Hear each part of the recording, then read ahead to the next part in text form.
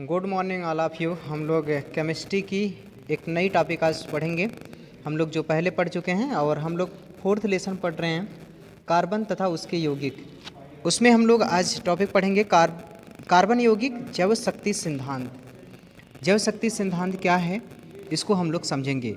देखिए, जो जैव शक्ति सिद्धांत है यह एक विचार है, और यह कहाँ से किसने दिया?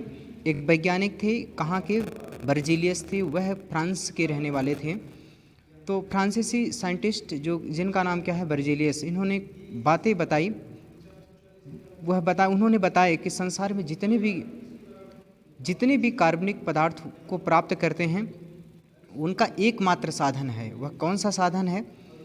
उन्हीं को हम लोग देखते हैं, उसी को हम लोग समझेंगे। जो उनकी अवधारणा है, जो उनका विचार है, उन्हीं के विचार को हम लोग कहते हैं कार्बन यौगिक और उसका जैव शक्ति सिद्धांत कहते हैं। तो जैव शक्ति सिद्धांत एक विचार है, एक अवधारणा है। किसकी अवधारणा है? एक फ्रांस के वैज्ञानिक बर्जीलियस का है।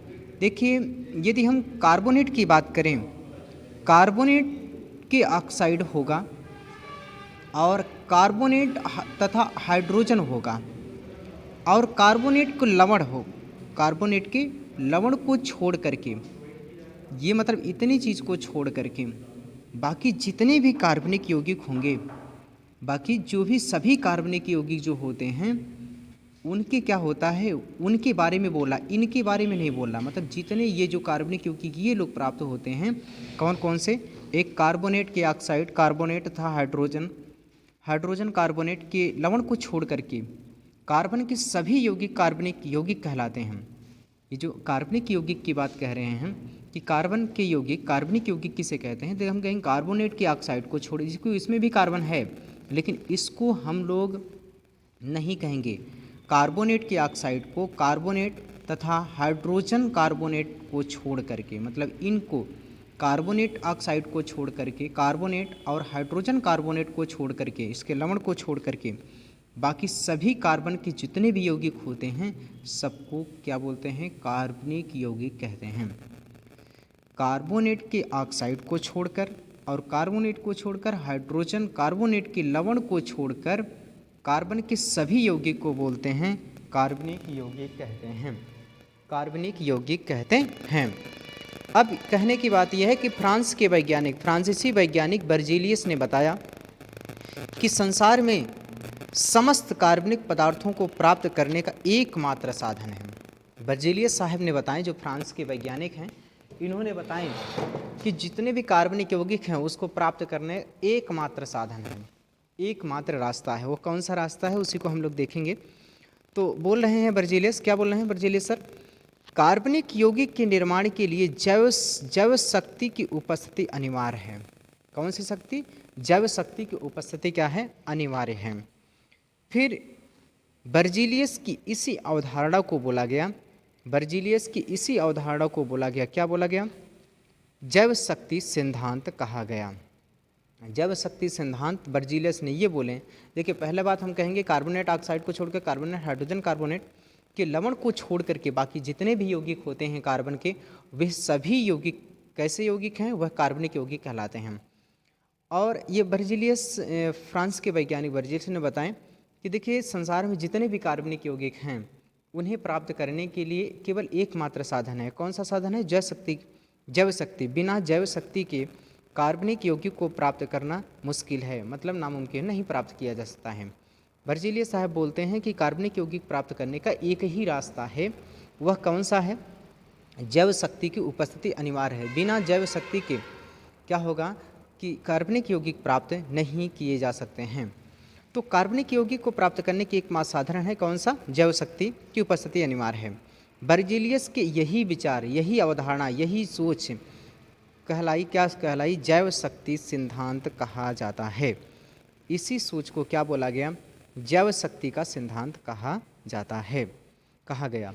अब ये लोग हम लोग समझ पाएँ जैव शक्ति सिद्धांत क्या है। देखिए, जैव शक्ति सिद्धांत एक प्रकार से कार्बनिक यौगिक की प्राप्ति को दर्शाता है कि कार्बनिक यौगिक प्राप्त होंगे तो कैसे होंगे, और कार्बनिक यौगिक जितने भी प्राप्त होते हैं वह किससे? जैव शक्ति के द्वारा ही प्राप्त होते हैं। बिना जैव शक्ति के कार्बनिक यौगिक प्राप्त नहीं होता है।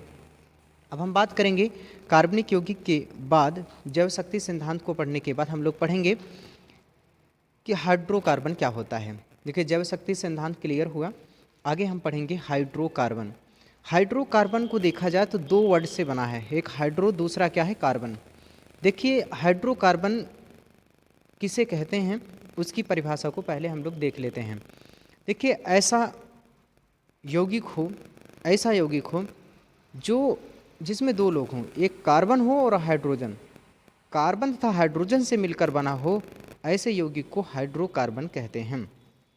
हाइड्रोकार्बन का मतलब यह है कि कार्बन तथा हाइड्रोजन के द्वारा बने कार्बनिक यौगिक को हाइड्रोकार्बन कहते हैं।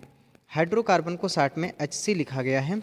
हाइड्रोकार्बन मेनली दो प्रकार के होते हैं, संतृप्त दूसरा कौन सा है, पहला संतृप्त हाइड्रोकार्बन पहला, दूसरा कौन सा, असंतृप्त हाइड्रोकार्बन।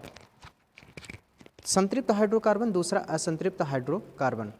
संतृप्त हाइड्रोकार्बन का सूत्र होता है CnH2n+2। असंतृप्त हाइड्रोकार्बन जो होता है उसमें कार्बन कार्बन के बीच में सिंगल बॉन्ड होता है। कार्बन कार्बन के बीच में यदि सिंगल बॉन्ड होता है, एकल बंध होता है, उसे संतृप्त हाइड्रोकार्बन कहते हैं। इसे क्या बोलते हैं, संतृप्त हाइड्रोकार्बन कहते हैं। वे हाइड्रोकार्बन जिसमें कार्बन कार्बन के बीच में डबल बॉन्ड, द्विबंध से या त्रिबंध होता है, उसे असंतृप्त हाइड्रोकार्बन कहते हैं। असंतृप्त हाइड्रोकार्बन दो प्रकार का होता है, एल्कीन होता है, दूसरा एल्काइन होता है। जो डबल बॉन्ड होता है उसे क्या बोलते हैं, उसे एल्कीन कहते हैं, और जो ट्रिपल बॉन्ड होता है उसे एल्काइन कहते हैं। एल्कीन का जो सूत्र होता है वह CnH2n होता है। मतलब इसमें क्या होता है, जितना कार्बन होता है उसके दुगुना हाइड्रोजन होता है, जितना कार्बन होता है उसके दुगुना हाइड्रोजन होता है। एल्काइन की बात करेंगे, एल्काइन का सूत्र होता है CnH2n माइनस क्या होता है, 2 होता है। Cn क्या होता है, CnH2n माइनस 2 होता है। किसका, एल्काइन का सूत्र CnH2n माइनस 2 होता है। हम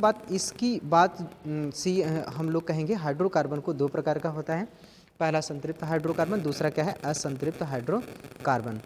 तो इसी हाइड्रोकार्बन को बहुत डिटेल में हम लोग कल पढ़ेंगे, अगली क्लास में पढ़ेंगे। और आज के लिए इतना ही। आप लोग पढ़ते रहिए, खुश रहिए।